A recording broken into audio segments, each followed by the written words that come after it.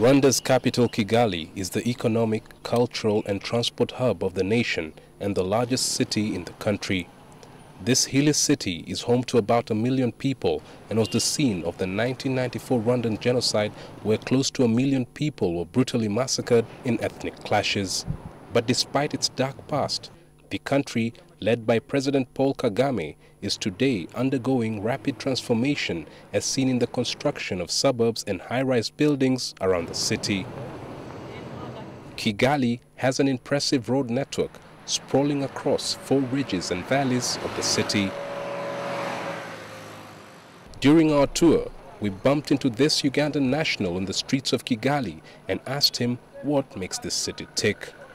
Kigali is an interesting place for so many people, not just Ugandans, but Kenyans, whites, and everyone. What particularly makes this place so interesting? There must be something that you can put a finger to. Kigali is clean. It's a very clean city. So if you're coming from Uganda, you're like, whoo, where have I been really? Indeed, the cleanliness of Kigali is a thing that's quite conspicuous in a city that just 18 years ago was in a terrible state of chaos. The sight of a number of motorbike taxis plying the roads of Kigali brought me memories of good old Kampala city, only that here passengers are compelled to wear helmets. There's a saying that when you go to Rome, you have to do what the Romans do. Now the authorities here are quite strict about the wearing of crash helmets. We've seen ladies with fancy hairstyles complying to that law. And as long as you're traveling on these border bikes, or rather taxi motors, you have to follow the law of this land. After this Rwandan-style ride, we hit the streets and mingled with the locals at Kimironko Market, where a huge number of foodstuffs and traditional Kinyarwanda crafts are sold. The trade in markets like these is part of the Rwandan government's strategy of building a competitive economy that is self-sustaining.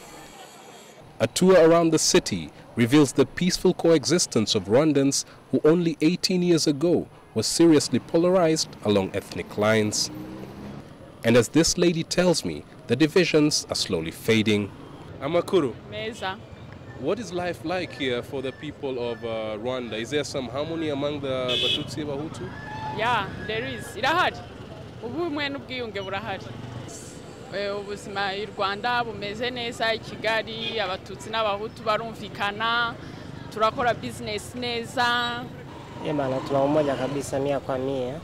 Hakuna tatizo lolote. Hata kama ni Mnyarwanda au sijui mtu yoyote mbaya anaishi na mwenzake, hakuna tatizo lolote. This sense of peace and tranquility is something that even Ugandans living in Rwanda apparently enjoy, as Richard Kabonero, the Ugandan High Commissioner to Rwanda, tells me. They have intermarried with the Rwandans. They are the epitome of integration, because they have intermarried, they have got children, they have got businesses, and we really have a very, very strong relationship with them. Post-genocide Rwanda is a nation that's making huge strides in the reconstruction of various governmental sectors that are key in transforming the country.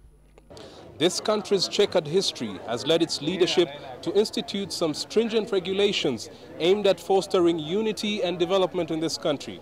And most of the locals we spoke to seem quite proud of that, although there's some critics who argue that those regulations have stifled political dissent. Chris Ochamringa, NTV Connect, Kigali, Rwanda.